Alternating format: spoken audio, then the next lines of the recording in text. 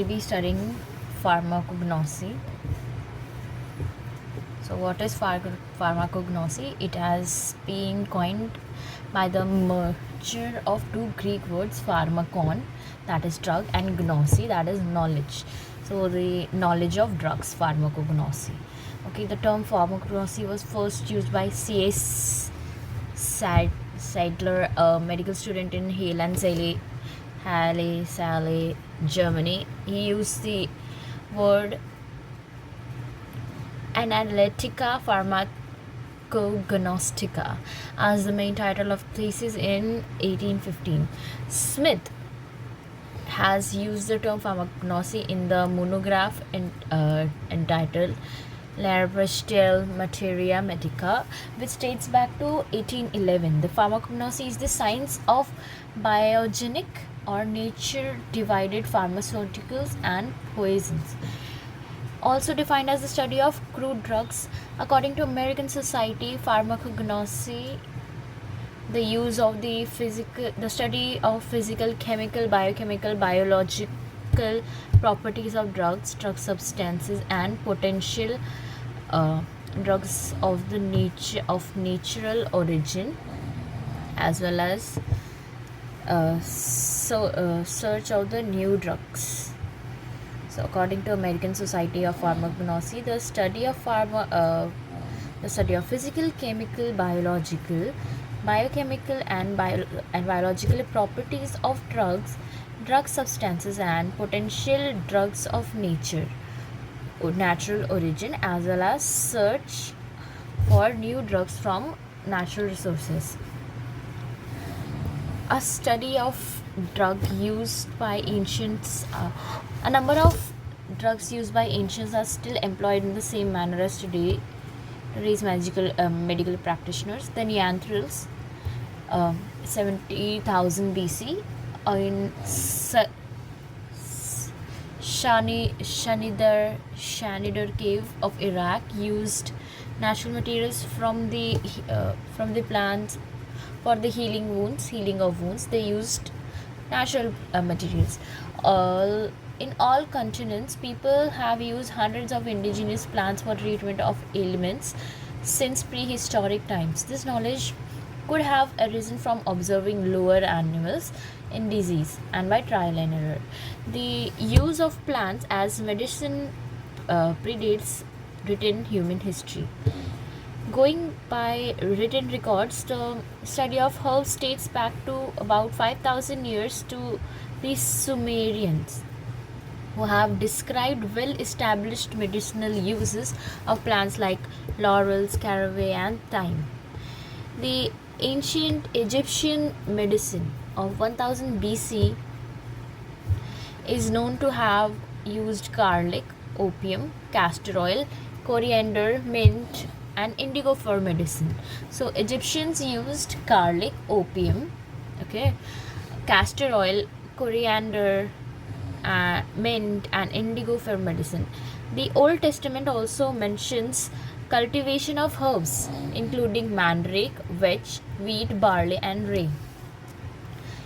A wide range of useful drugs has been isolated from plants and animals. These drugs include analgesics, antibiotics, anticoagulants, anti-leukemic drugs, cardioactive agents, enzymes, hormones, narcotics, and vitamins. So there are wide range of useful drugs that has been isolated from plants and animals. So these drugs are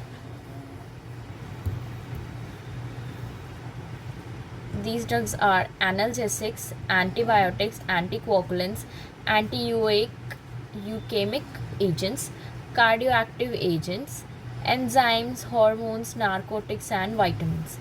The utility of these drugs was documented by a recent survey. More than 47% of these prescriptions contain drugs of natural origins as well as the sole ingredient or as a component. So The record of success in isolating new drugs from the terrestrial plants is moderately impressive. At least 10,000 or more than 400,000 species of plants have been screened chemically and or pharmacologically to some degree. Modern pharmacognosy has been developed rapidly due to the improvement made in the technology of isolation process. So we can just say modern pharmacognosy has depends on the isolation process developed rapidly due to the improvement made in the technology of isolation process. These methods have allowed the rapid isolation of compounds previously difficult to obtain classical procedures. Most importantly, the spectroscopic techniques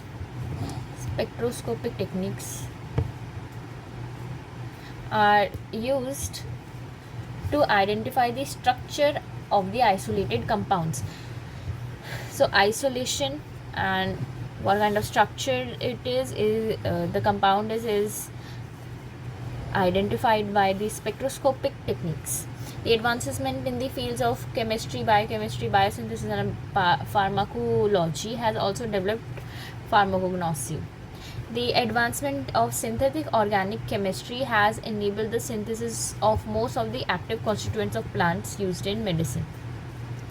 Bio and active are two words that make up the word bioactive. Bio is derived from the Greek word bios, which means life. According to etymology, the prefix active, which comes from the Latin actives, denotes something that is dynamic, energetic, and include an action.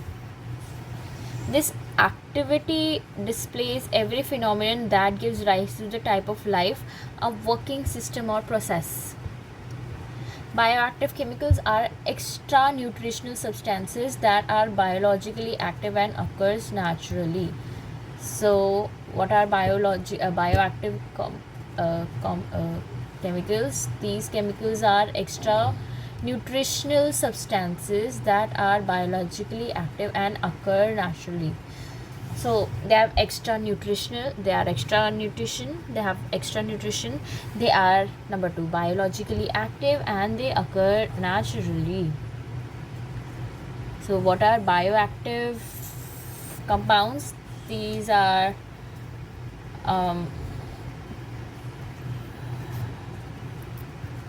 this activity displays every phenomenon that give rise to the type of weird.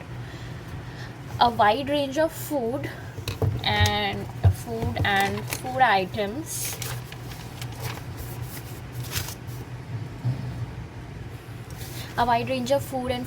of plants, animals, aquatic sources include bioactive compounds in trace concentration. Okay, so all the foods has in trace concentration bioactive compounds.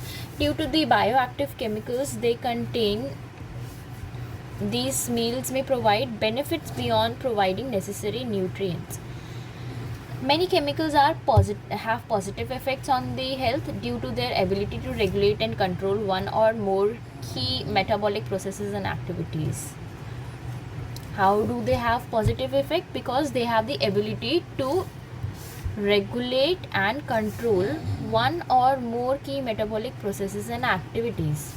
These physiologically active substances are typically generated by microbes and plants as secondary metabolites. Compounds such as bioactive peptides, phytosterols, vitamins, fibers, fatty acids, free radical scavengers, gene expression, inhibition and stimulation, receptor active and enzyme can regulate a variety of metabolic processes in the human body. So what are these compounds? These are peptides, phytosterols, vitamins, fibers, fatty acids, free radical scavengers, gene expression inhibition or stimulation, enzyme,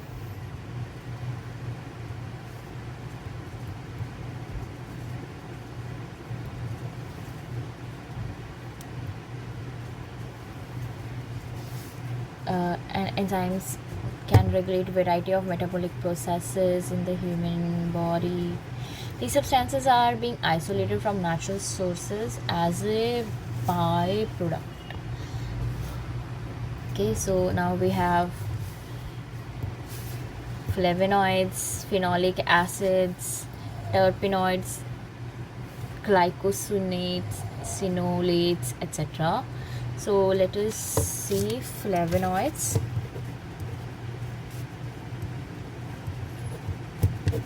Flavonoids are the largest and most diverse class of the bioactive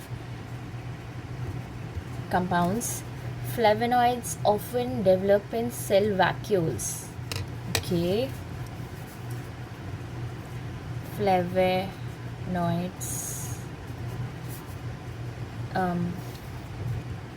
So flavonoids often develop in vacuoles and are water soluble.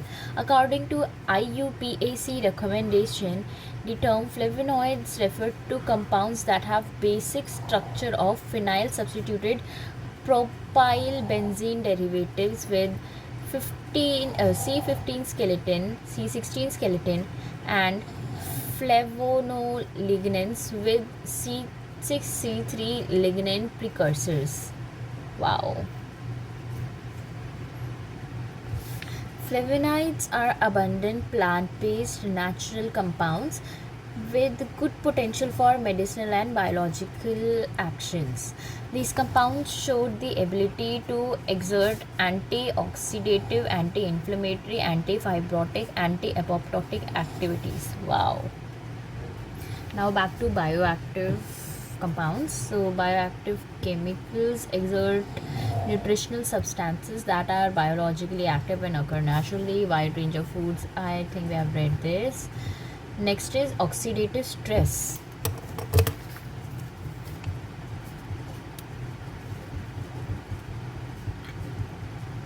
Oxidative stress is described as imbalance between production and elimination of free radicals. Wow, I did not know that.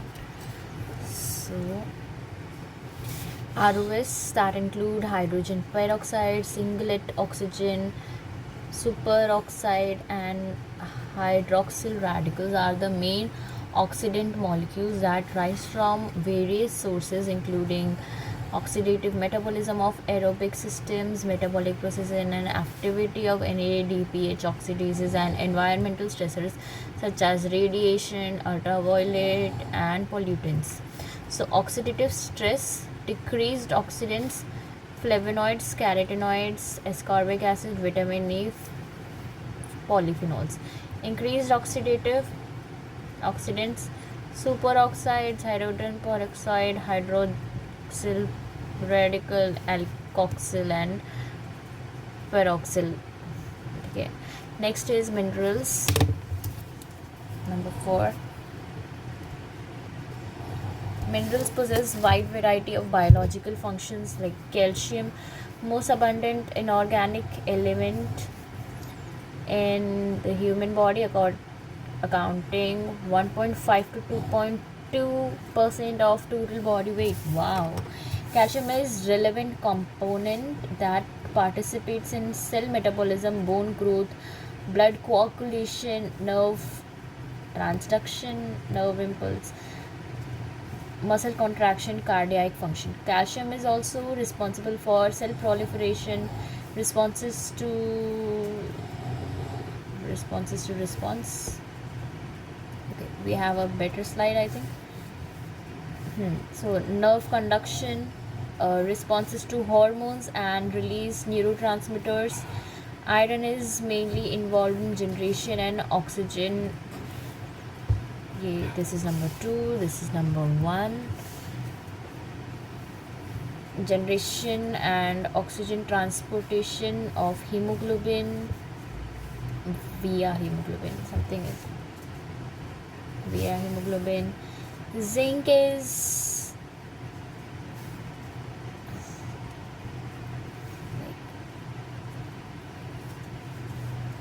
I don't know. Zinc is a catalytic components of a large number of enzymes. Number 4, copper is an essential element, plays a vital role as cofactor. According to Krogstad and Ties, bioactive molecules from plant sources are categorized into terpenoids produced by malonic acid and non-malonate pathways, alkaloids, roughly 12,000 compounds produced through shikimic acid pathway, and phenolic compounds, roughly 8,000 compounds produced by malonic acid and shikimic acid pathways. So we have terpenes and terpenoids. They are produced by malvalonic acid and non-malvanoid pathways. Number 2 is alkaloids, and they are produced by shikimic acid pathway. Number 3 is phenolic compounds. They are produced by malonic and shikimic acid pathway. Okay.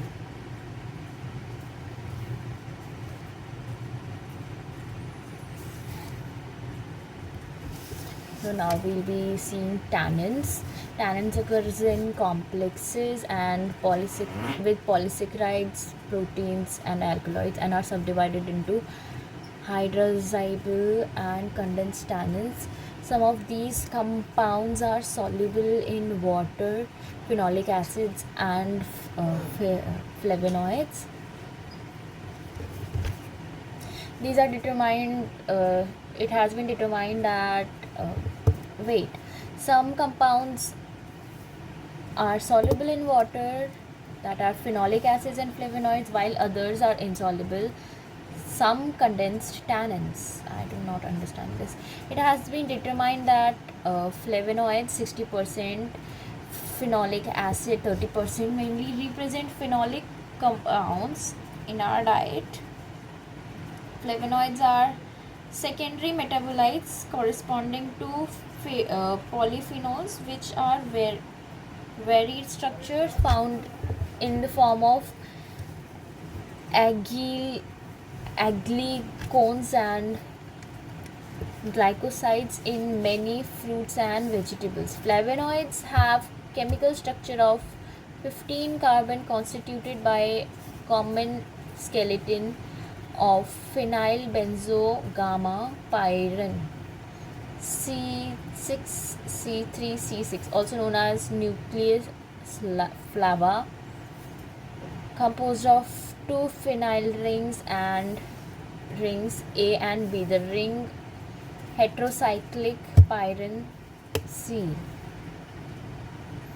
So this is flavin, A and B, 2 phenyl rings, and the C is pyrin ring. It is heterocyclic. Flavonoids are secondary metabolites corresponding to polyphenols. They have more than one phenol, which have varied structure. Oh God, I'm going to cry. We have done this slide.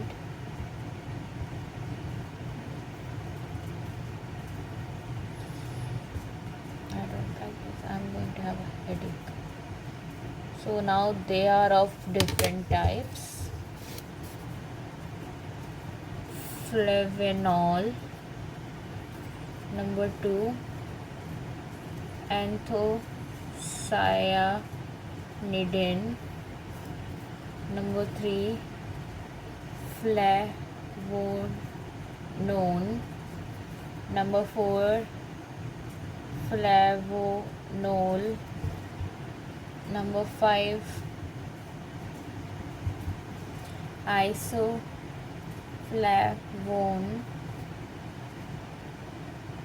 Am I repeating something? 1, 2, 3, 4, 5. Okay. Number 6, flavone. Wow. There was flavanone, now it is flavone. Number 7, chalcone. Very nice. So they all have different structures and they have different properties, but one thing is common. This structure is common in all of them, and I don't think I have. Oh, I have done this. Wow. I do study too, and I do not remember. So we have a benzene, phenyl ring, A. Then we have pyrene, O. And it is connected. Second of it is connected to the 1, 2, 3, 4, fifth of it, or I think we'll count from this side. 1, 2, 3, like this, I believe. Okay. So anyways, third of it. And is there something up there? I don't know. So this has become C6, C3, C6. Okay, I hate this. So they have started with flavones. So flavones are one of the largest class of flavonoids. The two main edible flavones are epigenin and luteolin. Epigenin are typically occur in polyglycerated form with tricyclic core linked with sugar moiety through hydroxy groups. Very good for them. Or epigenin is free radical scavenger and a regulator of the antioxidant defense in pancreatic cells. Epigenin pre-treatment can effectively reduce inflammation against cancer. Wow. Cardiovascular diseases and neuroinflammation. The benefits of epigenin are related to gene transcription, protein expression, enzyme activity levels, reducing antioxidant enzyme and enzyme loss in streptozotocin treated cells. Luteolin is one of the most prevalent flavones that can be found in variety of vegetables, fruits, herbs such as apples, cabbages, carrot, tea and celery. Next is mitricin, a flavone that can be found in abundance in berries, trees, as being proven as high glucose induced superoxide production in mitochondria, depolarization of mitochondrial membrane potential, and restores PTP formation in diabetic cardiomyopathy via in vitro study. Flavonols are known as flavonols, are characterized by hydroxy group to the position 3 of the C. They lack a double bond between the 2 and 3. Here there was a double bond up there, okay, but this it does not have, like from many other flavonoids. Different flavonoid feature differences. The hydroxy group present in the ABC rings. Flavonols are monomers as the unit of oligomers and polymers, and protoanthocyanamide flavonols are abundant in various fruits including apples, cherries, plums, apricots and berries, especially the fruit skin. In terms of human health benefits, flavonols function mainly via their metabolic products. Next is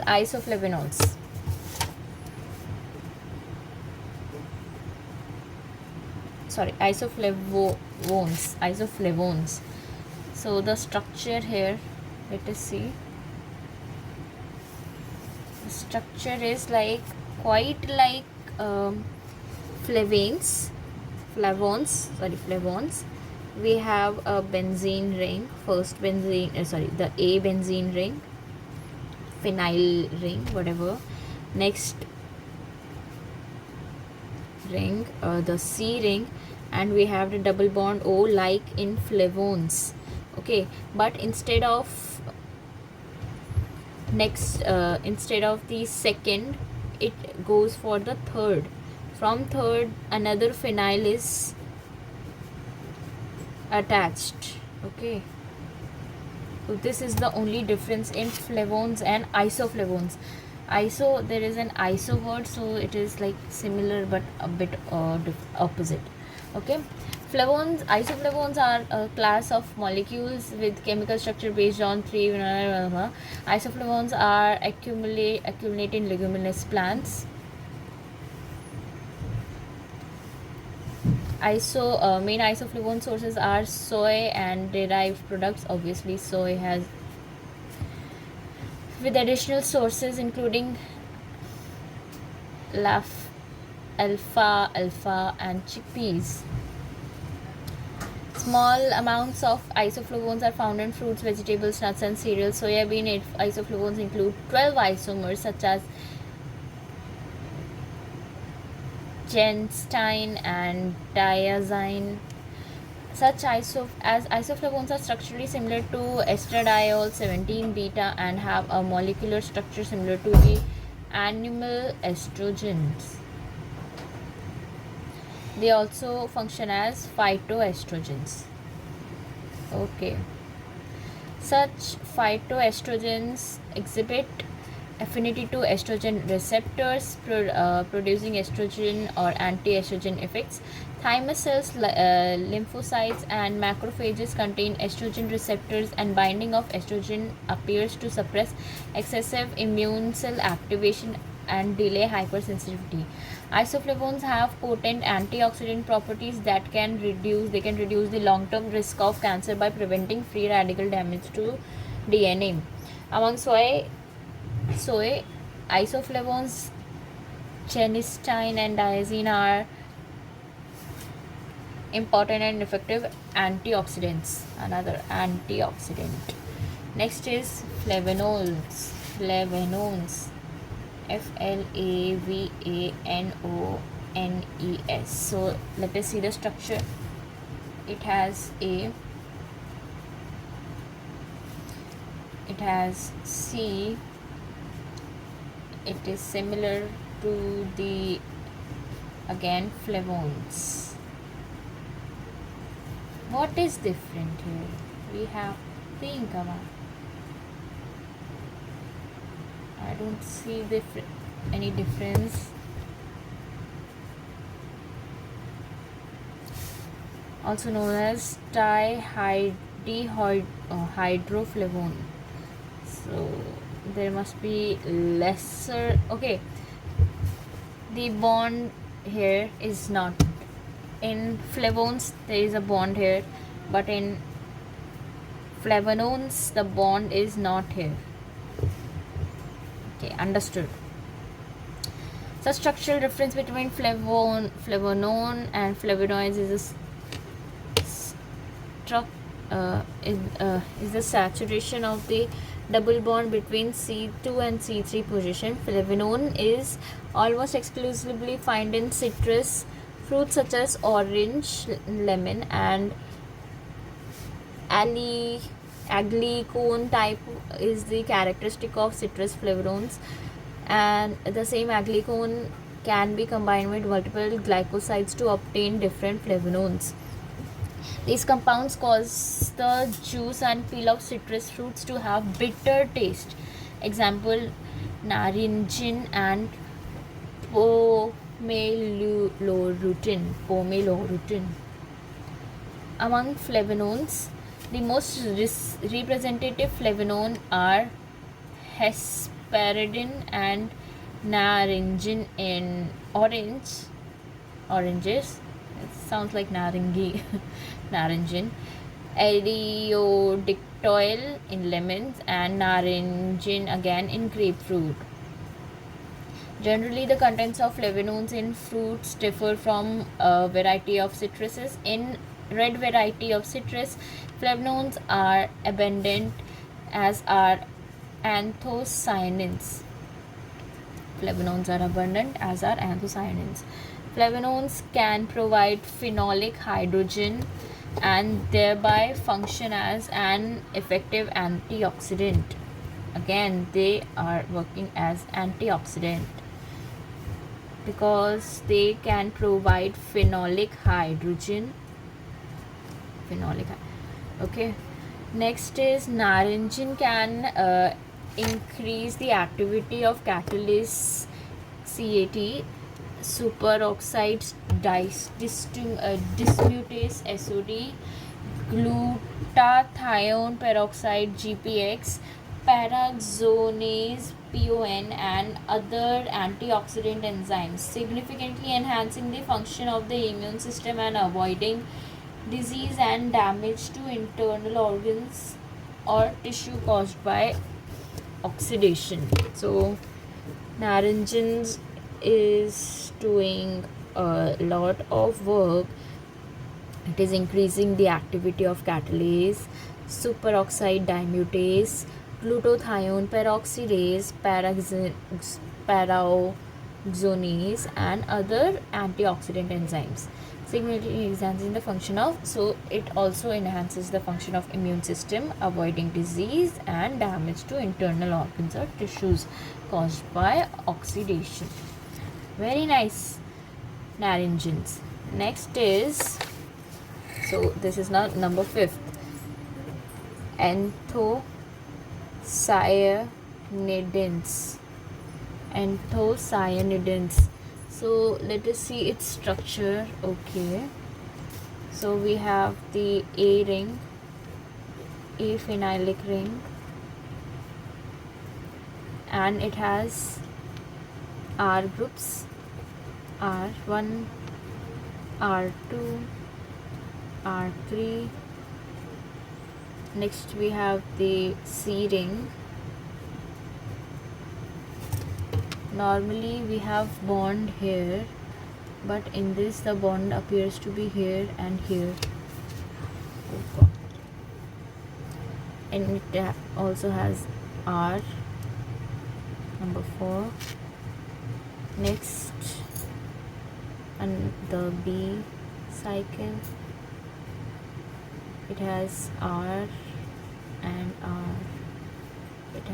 They have a lot of extra groups. So anthocyanidins are unstable and generally present as anthocyanins in glycosylated forms. So they look like anthocyanins, anthocyanidins. Now anthocyanins are plant pigment that commonly confer red, purple, and blue color in flowers and fruits. Chemically, anthocyanins are glucosides of polyhydroxy and polymethyl derivatives. The number of positions of hydroxy and methoxy group present as substituents in the flavellum structure result in different anthocyanins. To date, more than 650 anthocyanins compounds have been identified in plants. Among them, the most abundant anthocyanin pigments is delphinidin, cyanidin, petunidin, peonidin, malvinidin, pelagornidin. Anthocyanins are abundant in fruits and vegetables like blueberries, red cabbages, tomato, purple sweet potato, eggplants. So once again, why are we talking about anthocyanins in anthocyanidins?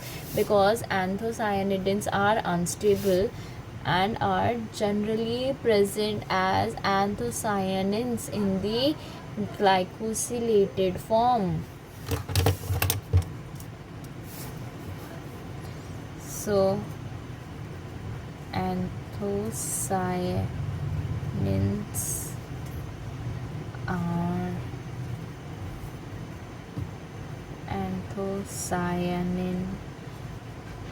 in glycosylated form.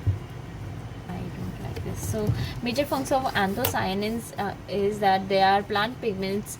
Commonly they give red, purple and blue colors to the flowers and fruits. So chemically anthocyanins are glycosides of polyhydroxy, poly and polymethyl derivatives. So there are a number of position of the hydroxy and methoxy groups present as a substituents, okay, in the flavonoid structure and result in different anthocyanins. Okay, so to date more than 650 are there, and among them the most abundant are delphinidin, cyanidin, petunidin, peonidin, malvinidin and parallelinidin. So they are abundant in fruits and plants. Next is terpenoids. I don't know from how we are starting terpenoids, because I think we are left with quite a few. I think almost 2. We have not done chalcone and flavanol. No, we have done flavanol. So the 7 are flavanol, isoflavone, anthocyanidin, flavone, flavonone, chalcone and flavanols. Have I written flavanols twice? But still chalcone is missing.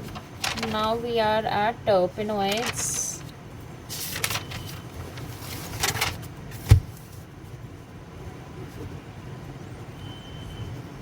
Terpenoids are defined as materials with molecular structure containing carbon backbone made up of isoprene, 2-methyl 1,3-butadiene. So this is the structure: CH3, double bond CH2, single bond CH, double bond CH2. So this is isoprene.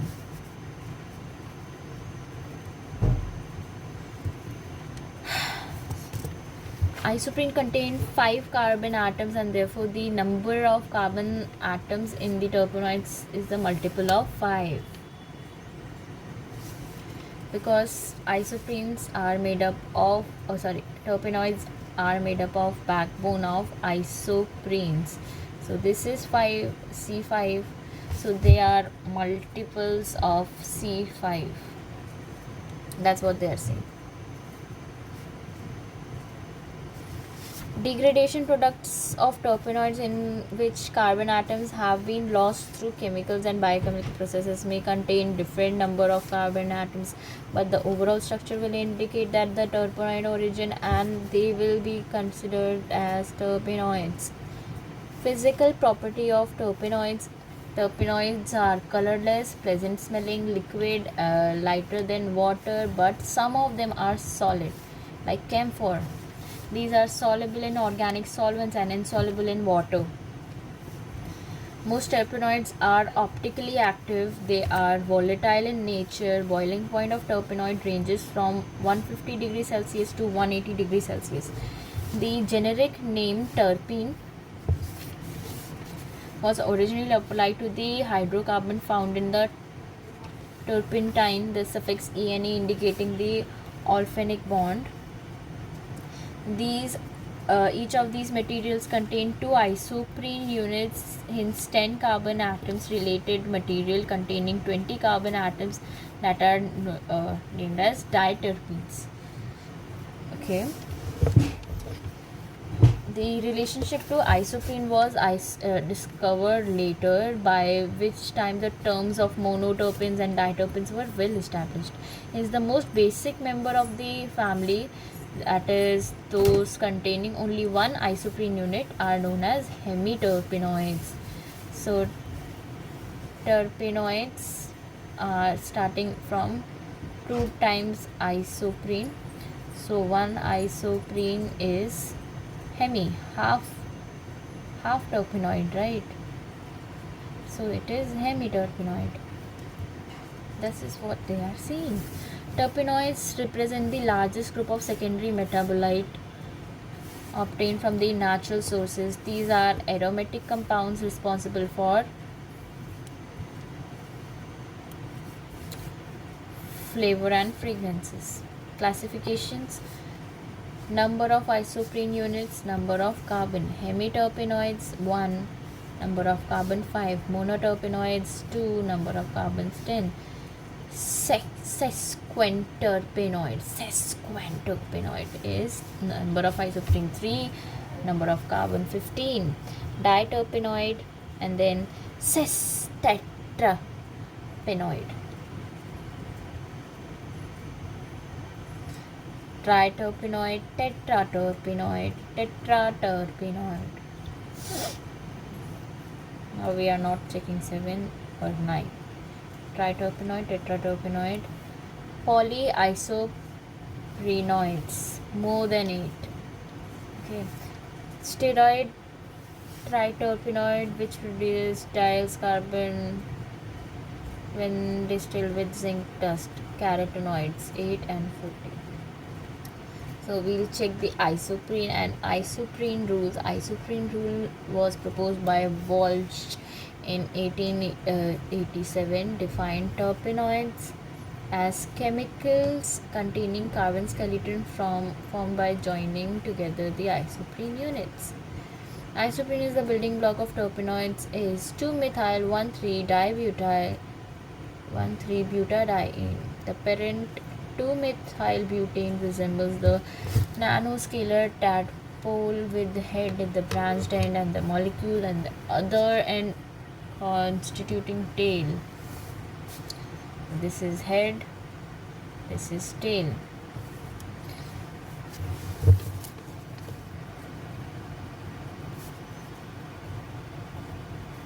Linking between the two isoprene molecules could occur in 3 ways. The head and the tail of the molecule are primarily involved in the linking. Isoprene rule again done. Linkage 1-1 linkage. So head 1-1 linkage. 1-4 linkage, head tail. 4-4 linkage, this is tail and tail. Cyclic terpenes also contain linkage that are neither 1-1-4 and 4-4, which are called cross links. Lavendol of monoterpene alcohol present essential oils such as lavender oils. In case lavendolol, the two terpene units are not joined head to tail arrangement. Similarly, carotenoids are joined tail to tail at their center. So this is the first isoprene and this is the second isoprene. Head of the isoprene and the tail of the isoprene. The other head of the isoprene and this is the tail of the isoprene. So instead of joining from the 4th carbon, it is joining from the 3rd carbon. Very good for you. And for carotenoids, it is saying something like they are joined tail to tail at the center. So how? Isoprene rule states, let me write this down. Lavendolol, this is tail 2, 3 dash of the tail, and carotenoids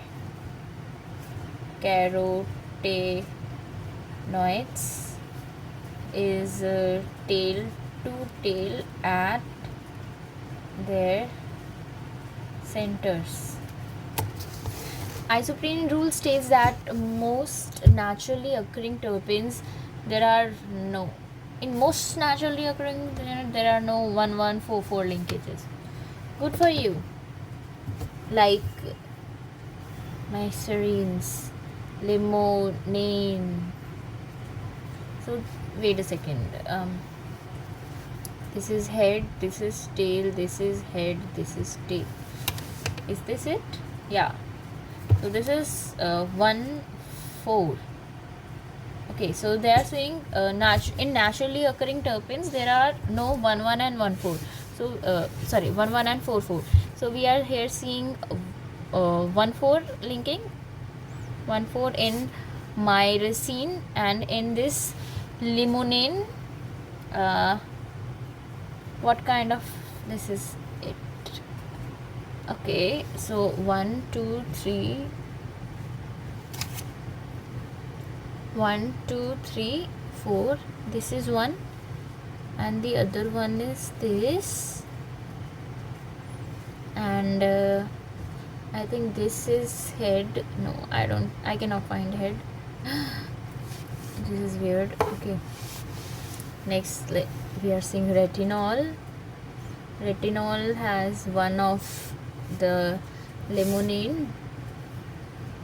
Okay, it looks like that. I cannot do anything about it.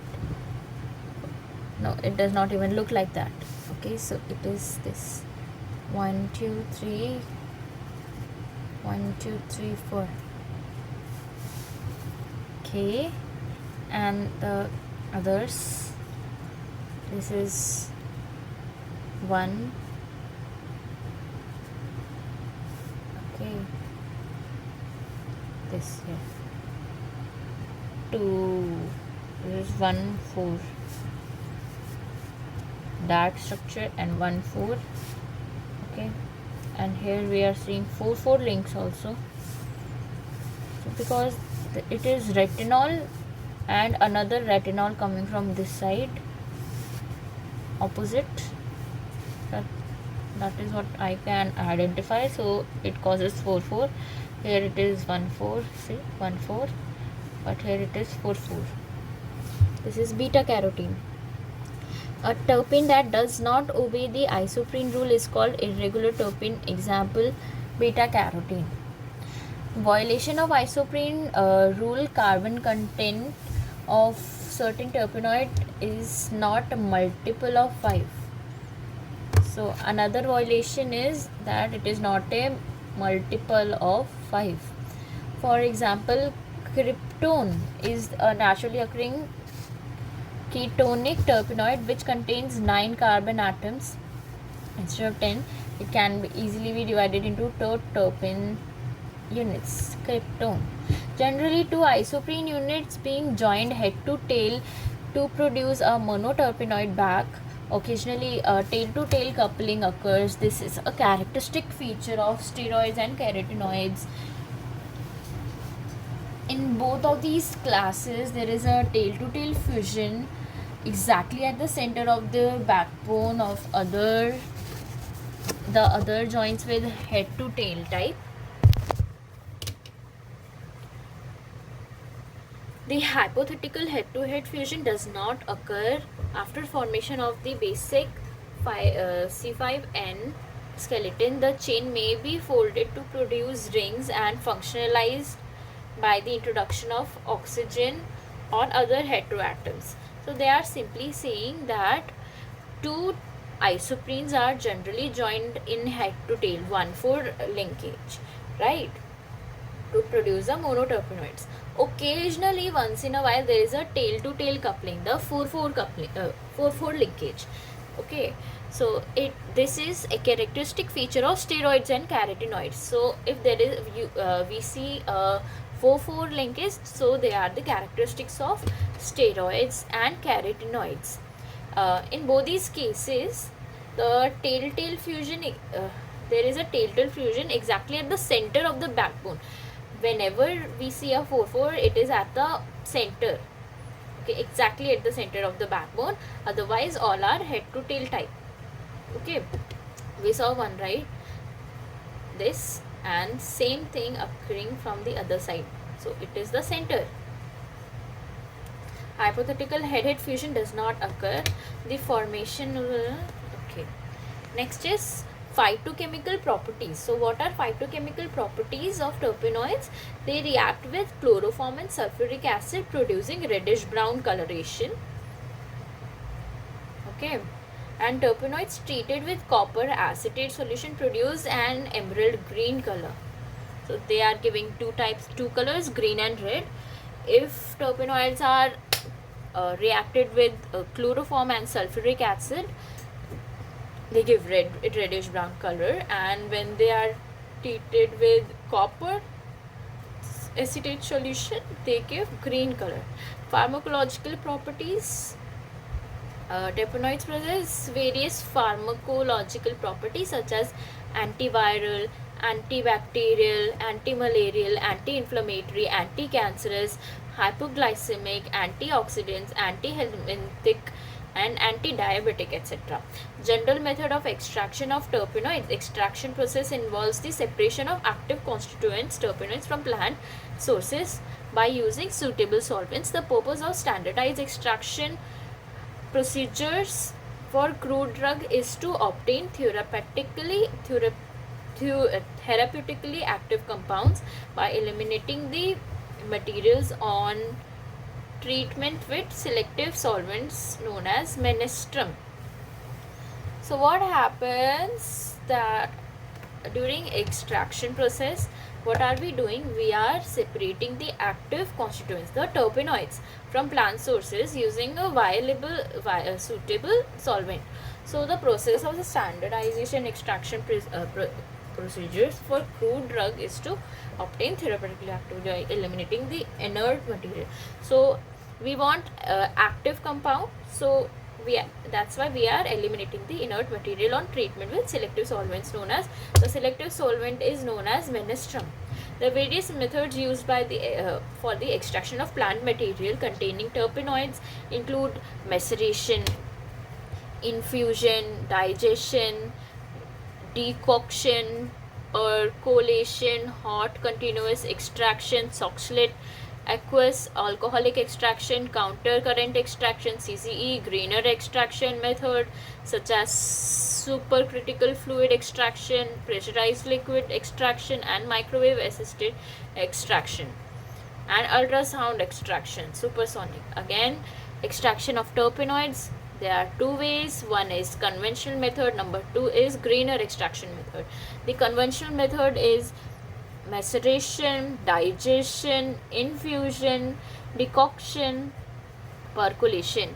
The greener extraction methods are SFE, supercritical fluid extraction, PLE, pressurized liquid extraction, MAE, microwave assisted extraction, and UAE, ultrasound extraction. Simple. Done. The extraction of terpenoids from natural sources proceeds through the following stages. Number one, solvent penetrates through the matrix or plant materials. So the solvent penetrates the solid matrix or plant material. So this is my solid matrix, my plant material. So the solvent is penetrating this. The solutes or constituents dissolves in the solvents, whatever it had in it, now it is dissolved in the solvent. Solutes and solvents are together. Solutes or constituents are dissolved out of the matrix, out of the solid matrix, so they are dissolving out of the solid matrix, and okay, the extracts are collected. Okay, next is efficiency of extraction depends on the following factors. So how are they efficient? Number A, so properties of the extraction solvent. What are the property? We have to see the properties of the extraction solvent to increase the efficiency. So the polar, non-polar, we are seeing polar, non-polar. Solubility, boiling point, selectivity, and cost and safety are considered for better extraction. Number two, particle size of the plant material.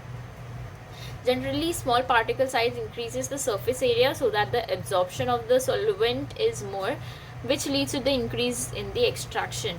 Next is solvent to solid ratio. The greater the solvent to solid ratio, the higher the yield of extraction. Next is extraction temperature. There is an optimum temperature that should be maintained. Duration of the extraction. Extraction efficiency increases with increase in the duration in a certain range of time. So we'll start with maceration. Maceration, it is an isocratic and cold extraction method. In this method, the plant material is converted into moderately coarse powder and then immersed in a particular solvent of the closed vessel.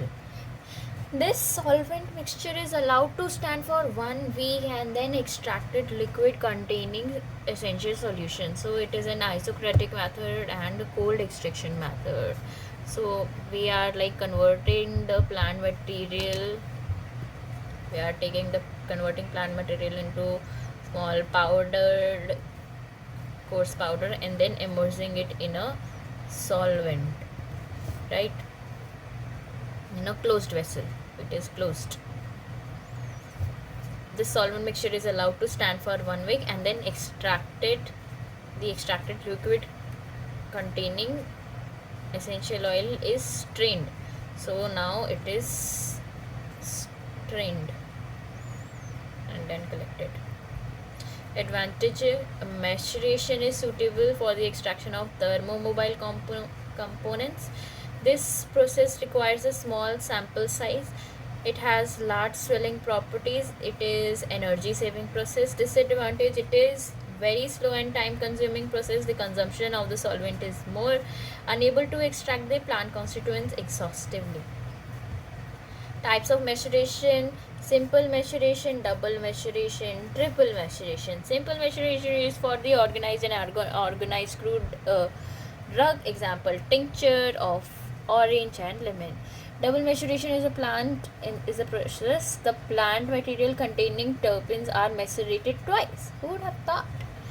By using the menstruum, which is divided into two parts in such a manner that the same volume is used for each maceration.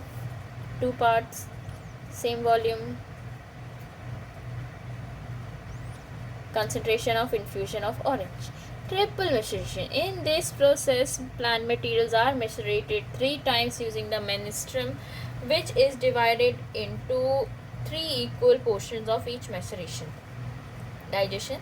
This process is modified from the maceration in which heat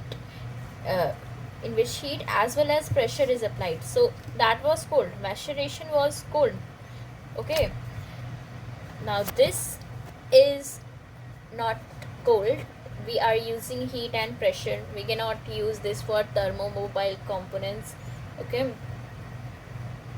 Now the equipment for this is pressure cooker or autoclave, used as digester. High extraction of thermomobile material is carried out efficiently by this method due to the high penetration power of solvent and the solubility property of the crude drug. The plant materials are treated with menstruum for a definite period of time under the specific condition of temperature and pressure. Extraction of the digestion method proceeds faster due to generation of high temperature. This happens faster because of high temperature and pressure. Next is infusion. Infusion is the process of extracting chemical constituents of the plant material by using solvents such as water and alcohol. In this method, the plant materials are allowed to remain suspended in the solvent for a period of time. It is used for those drugs that are soft in nature, so that the water may penetrate easily into the tissues, and active constituents are water soluble. Infusion may also be of two types: the fresh infusion and concentrated infusion. Next is decoction. It is the process in which water soluble and heat stable constituents of hard and woody crude drug are extracted. Water is used for menstruum. It is aqueous preparation of plant material boiled in water for 15 to 20 minutes until the water volume is reduced to half. So we have added the material in water and the water is boiled until the water's volume is half. After boiling, the liquid is cooled and filtered. Now this is filtered. It cannot be used for extraction of thermomobile components, like who would have guessed? Like obviously. This process may enhance the dissolution of active constituents as compound to the maceration process. So difference between infusion and decoction. Infusion are made by steeping delicate plant parts like leaves and flowers. Decoction involves simmering tougher plant parts like roots and barks and seeds in water. Infusion are ideal for herbs high in vitamin and aromatic oils. When making decoction, one option is to start with room temperature water and then start boiling. Okay. Infusion typically uses hot water, but cold water is sometimes preferred. Best to make in small amount and consume within 24 hours. These typically have longer shelf life and then refrigerated up to few days. Okay. Last is percolation, and then last of conventional methods is percolation, and then we will see the new type of these. Percolation is the extraction process in which extraction of the plant material is carried out by downward displacement of the solvent through gravitational forces. In this process, the plant material are moistened and then with menstruum and packed in a percolator for 4 hours. This percolator is narrow cone-shaped vessel in the both sides. It requires less time than maceration. Extraction of thermomobile constituents is possible. Demerits, it requires more time than any other type of extraction. It requires more solvents and skilled person. So we have menstruum, crude plant material, perforated plate and a drain. So what is this? I want to know. I say anything. Okay, those so in simple percolation, coarsely powdered crude drug. This is a powdered drug. Okay, it is soaked with menstruum. Stand for 4 hours. Pack the percolator and cover the top with the lid. Add menstruum. So first we pack in the percolator and cover top with lid. Add menstruum. Allow the maceration for 24 hours. Open the stop cork and allow the liquid to flow. Now go on adding menstruum and collecting the liquid for sufficient time. Collect the micella, filter, clarifying the modified percolation. It is mainly used to prepare concentrated products. It requires repeated maceration. Wow. Now when percolation requires maceration is modified percolation. Next is reserved percolation. In this, the extraction is carried out based on the general percolation procedure. Evaporation is performed under reduced pressure to get consistency of the soft extract. Semi-solid such as that of all water is removed. Now in this we are using evaporation.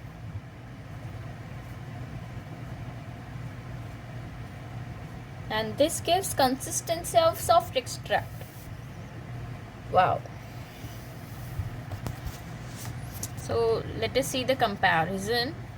Maceration takes 3 to 7 days. It happens in room temperature, and characteristics of the active constituent is that soluble in menstruum and heat stable or unstable.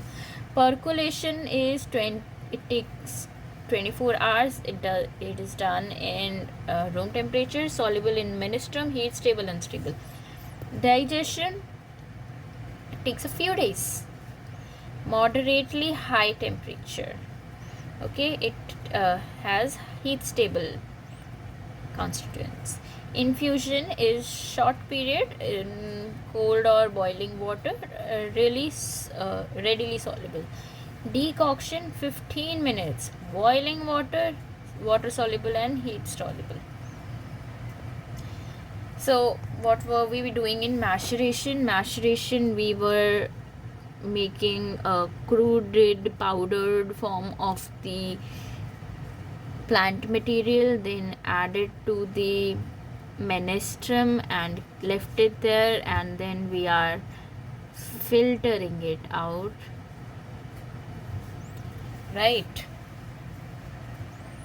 Next here is percolation. In percolation, what we are doing, we are again powdering, adding menstruum, okay, leaving the mixture for powder menstruum for 4 hours, and then we are adding it to conical,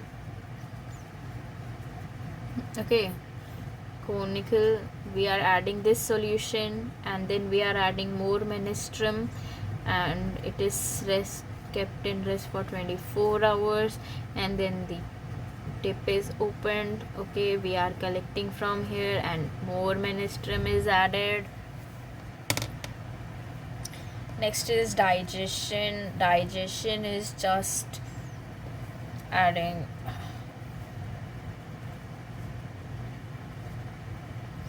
what is digestion? I have forgotten already. Heat and pressure cooker, okay, so same thing as maceration, but now we are using pressure and heat, so it is faster than maceration. Infusion, we are taking soft material from the plants, okay, and they are water soluble, right? And what are we doing with them? Suspended soft water will be penetrated easily into the tissue. They have not told what they are doing with it. Next is decoction. Decoction is for hard plant parts, water soluble. Again, they have not told us about what are they doing with it. Thermocompatible maceration, enhanced active dilution. They have not fully told us what they are doing.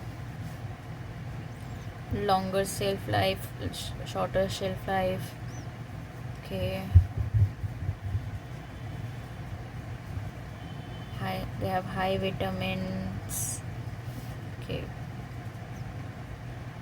Now the shock slit extraction. This method is the classical approach for extracting solid samples. It involves the consumption of less solvent as compared to that of maceration and percolation. This method utilizes the principle of reflex and siphoning to continuous extraction of the herbal constituent with fresh solvents. The sample plant material is held in the porous cellulose thimble and is extracted continuously for the fresh aliquot of the distilled and condensed solvent. The extraction is carried out at the temperature below boiling point of the solvent for a period of 16 to 24 hours at 4 to 6 cycles per hour. Chances of increase in thermal degradation due to high temperature of heating and long extraction time. So here at the thimble, our crude material is present, okay, and here the solvent is present. Solvent is present here, crude material is present here. Water is boiled, it goes up, it goes and takes this direction, and still it is evaporating. Here externally water is present to cool down this solvent. So now that the solvent is cooled down, it comes down it comes, and it is mixing with the crude material present here. Now this mixed one are now going from here. Okay, how it is going there? It is not because it is heated and that's why it goes there, because this level, it reaches a certain level, so it starts going up it goes, and then it reaches this level, so it goes down it goes. And again we have now a mixed with crude oil solvent and the solvent. So this process goes on for like 4 to 6 times in an hour, and we are doing for 16 to 24 hours. So it increases the chance of thermal degradation due to high temperature of heating and long extraction time. Now we are seeing the greener methods. Number 1 is supercritical fluid extraction. In this process, the separating one component from another, it is a process of separating one component from the another by using a supercritical fluid as it's extracting solvent. Supercritical carbon dioxide is used as the extraction solvent instead of using the organic solvent, because the ideal properties of such low critical temperatures, 31 degrees Celsius, low polarity, selectivity, inertness, low cost, non-toxicity, and ability to extract thermomobile substances. Example, extraction of essential oil from rosemary. Wow. So liquid carbon dioxide is here, it is doing something, and it is doing something, and it is doing something, and it is doing something. Pressurized liquid extraction. This extraction applies extraction process applies higher pressure extraction pressure during extraction. Okay, so they were using supercritical fluid, that was liquid carbon dioxide. They are using pressurized liquid extraction, they are using high pressure during extraction. Due to high pressure, the solvents are present in liquid state above their boiling point. Because of high pressure, the solvents are present in liquid state above their boiling point. The increased solubility and rate of diffusion of active constituents of plant material in the solvent, PLE, significantly decreases the consumption of solvents and reduces the temperature period of extraction as compared to the other method. It is applied for solid sample extractions. It said something. Next is pressurized hot water extraction. Very good. We are now using pressurized hot water used to replace the organic solvent from extraction processes. Temperature below the critical temperature of water, but usually above 100 degrees Celsius are applied. Because of because it is highly pressurized, the water is not able to evaporate, become gas because of high pressure. But because the temperature is usually above 100 degrees Celsius, it is very hot. Temperatures below the critical temperature of water.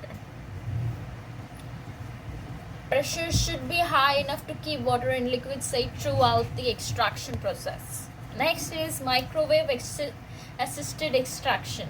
In this technology, microwaves generate high heat by interacting with polar compounds such as water and the components present in the plant material. This type of extraction is based on two mechanisms: ionic conduction and dipole rotation. Okay. The transfer of heat and mass are in the same direction, MAE, and it generates a synergistic effect to accelerate the extraction process and improve the yield of the active constituents. The application of MAE provides several advantages such as increase of extraction yield and decrease the thermal degradation and selective heating of plant material. It reduces the use of organic solvents for extraction. So the microwaves generate heat. Why? How? Because they are interacting with the polar compounds such as water. Okay, so the components present in the plant material. In this type, there are two mechanisms. Number one, the ionic condition, and number two, the dipole rotation.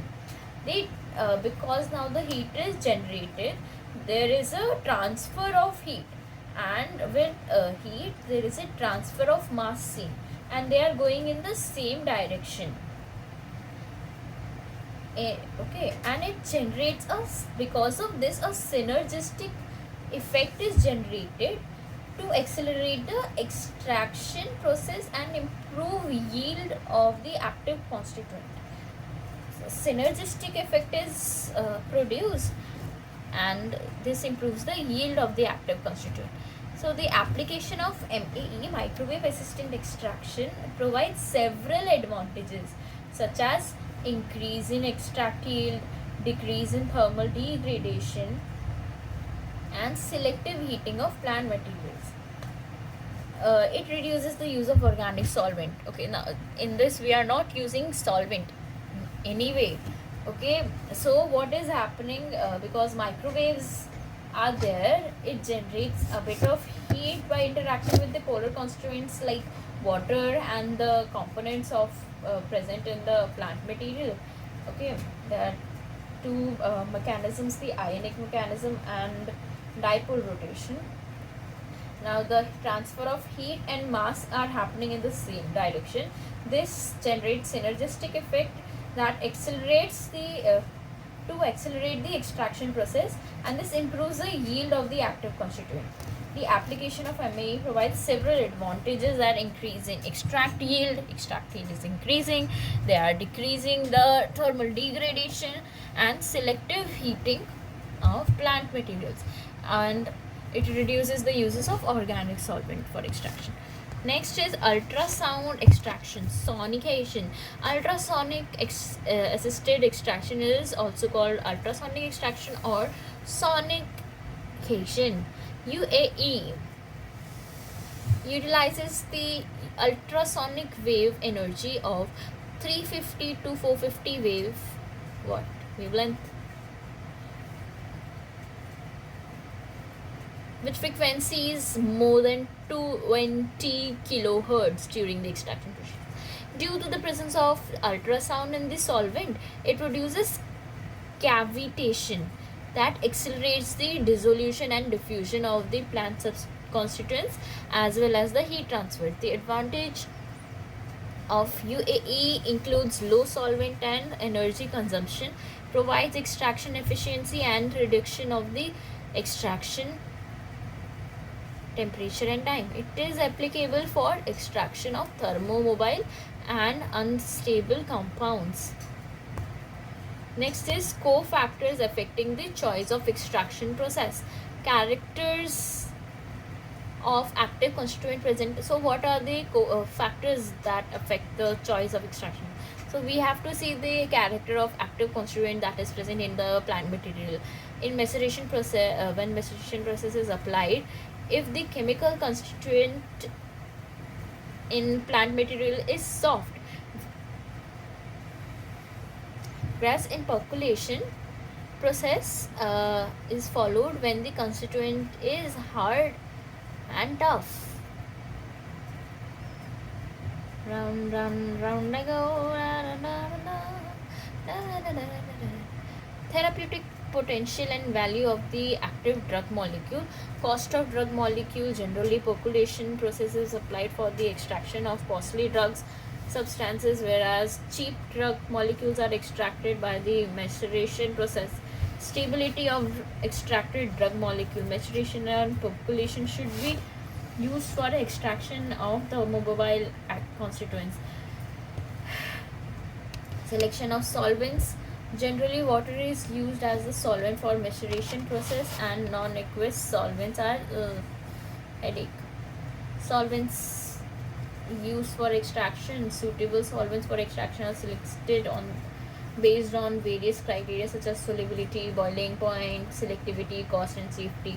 Generally, polar solvents such as water, methanol, and ethanol are used for extraction of the polar compounds, whereas non-polar compounds such as hexane and dichloromethane are used during the extraction of non-polar compounds. Water is a universal solvent for extraction of most of the terpenoids because of its high polarity and miscibility of organic solvent. Organic solvents are used for extraction of ethanol, methanol, chloroform, acetone, ether, hexane, dichloromethane, etc. For liquid extraction, the convenient way to select two miscible solutes such as water dichloromethane and water ether and water hexane, etc. It is better to select 5 solvents during extraction, such as 2 solvents with low polarity, N-hexane and chloroform, 2 with medium polarity, dichloromethane and N-butanol, and 1 with high polarity, water. Properties of ideal solvent. Solvents should be highly selective in the terpenoids to be extracted. They should possess high power of extraction. They should not react with extracted components or other compounds present in the plant material. Solvent must be eco-friendly during the extraction process. Solvents are volatile in nature. Solvent should be less toxic. Solvent should be available in easily and economic. Generally used solvents include water, aliphatic alcohols with up to 3 carbon atoms, ether, hexane, chloroform, glycine, etc. Factors to be considered for selecting: selectivity, reactivity, viscosity, boiling temperature, recovery, cost, safety. The selected solvent should have the ability to extract the active constituents selectively and leave the inert material. Suitable solvent of extraction should not react with the active components of the extract. The solvent should have low viscosity to allow ease of penetration of active phytoconstituents. Solvent's boiling temperature should be as low as possible to prevent degradation of the extracting substance by heat. The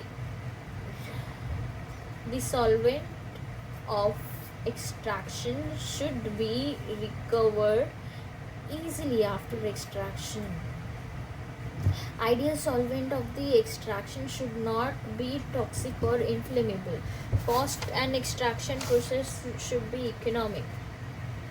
Now we are back to alkaloids. Alkaloids are biologically active heterocyclic compounds.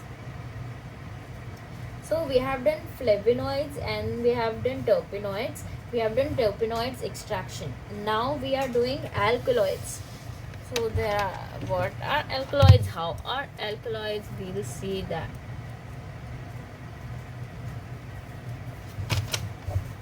Five-minute break. Alkaloids. Now, alkaloid is any biologically active or heterocyclic chemical compounds that contain nitrogen and may have some pharmacological activity, and in many cases medicinal and economical uses.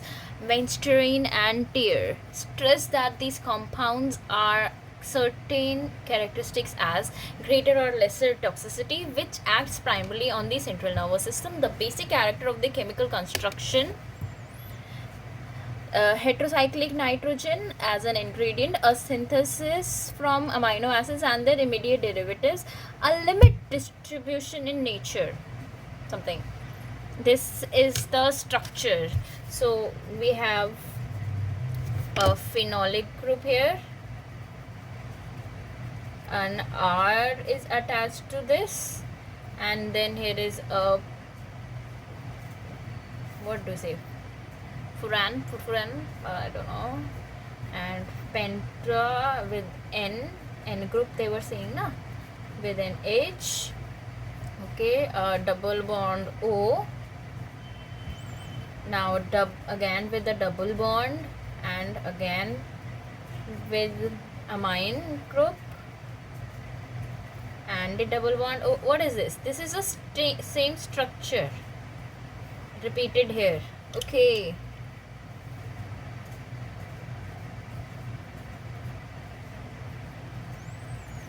R, and R can be H or BR. This is indigo 6,6 di bromo when R is BR. Indigo.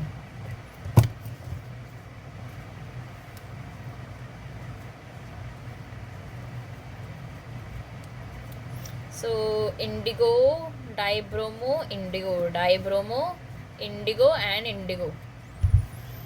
This is indigo. Very good. Alkaloids are less common but present in gymnosperms, club mosses, horsetail mosses, algae.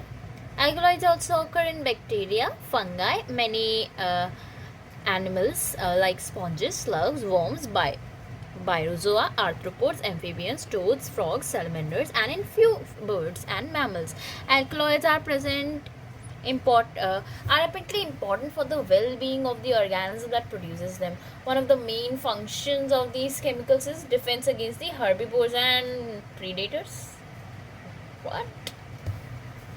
Some alkaloids are antibacterial, antifungal, antiviral, and these are the properties that may extend to the toxicity towards the other animal. Okay, alkaloids can also be used by plants as herbicides against competing plants. Okay, the importance of alkaloids can be demonstrated in lupins, which as white plants produce quinolizidin alkaloid, bitter lupins that are strong nucleotoxins. Now,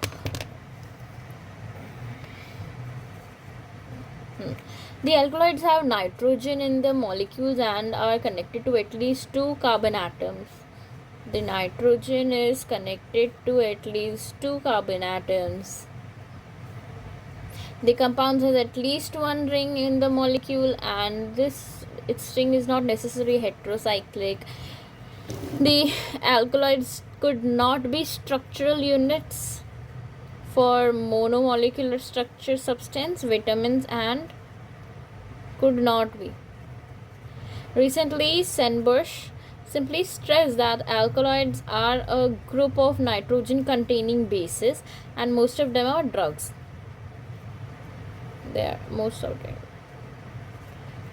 Alkaloids are a group of nitrogen containing bases, and most of them are drugs. In the field of biology, alkaloids are the special group of chemicals that are active at different cellular levels of organism and that takes part in the biological process of plant, animal, and microorganisms. Now let us start with pseudoalkaloids. Pseudoalkaloids are compounds, the basic carbon skeleton of which are not derived from amino acid. In reality, pseudoalkaloids are connected with amino acid pathways. They are derived from the precursor or postcursors, derivatives of amino acids. They can also result from the amination and transamination reaction of different pathways connected with the precursors or postcursors of amino acids. They are not directly made from amino acids. They are made from a precursor or postcursor. Okay. These alkaloids can also be derived from non-amino acids precursors. The N atom is inserted in the molecule at a relatively late stage, for example, in case of steroidal or terpenoid skeleton. Certainly, the N atom can also be denoted by amino acid sources across the transamination reaction if there is a suitable aldehyde or ketone. Pseudoalkaloids can be acetate and phenylalanine derived or terpenoid, as well as the steroid alkaloids. Example: pseudoalkaloids include coin, capsaicin, epidrin, soladine, caffeine, thrombodolum, and pinidin. Humans and alkaloids. Plants of the genus Pagnolia are said to be the first angiosperm plant that have appeared in the on the earth about 100 million years ago. Magnoflorine is one of the most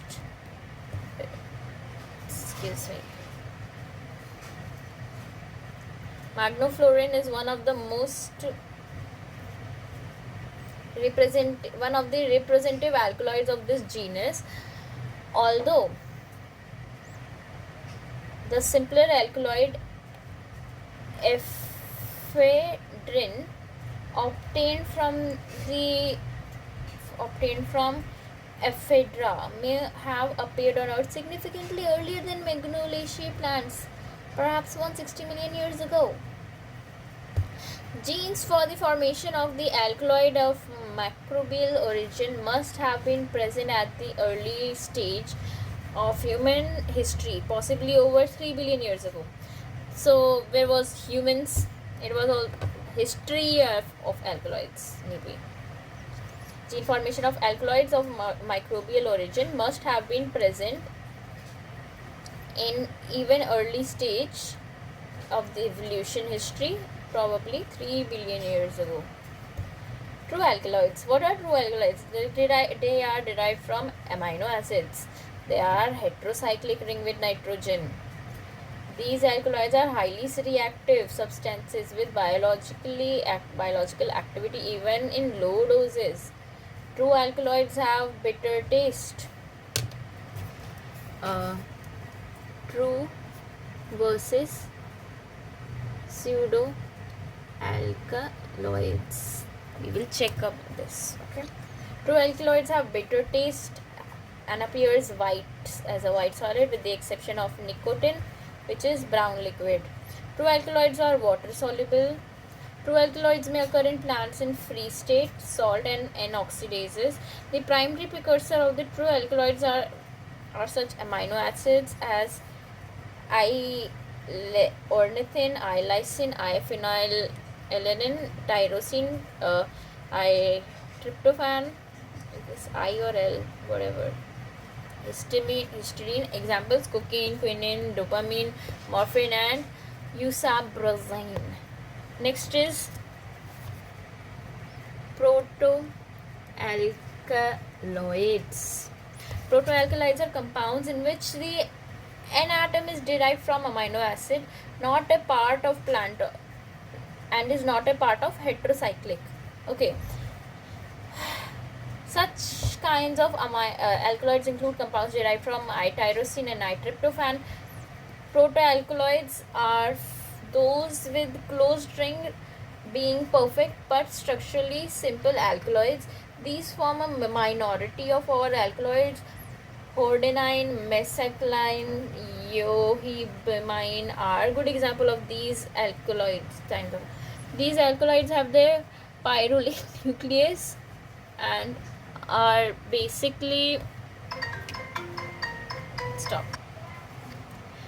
These alkaloids have pyrroline nucleus and are basic alkaloids in genus Bocacea.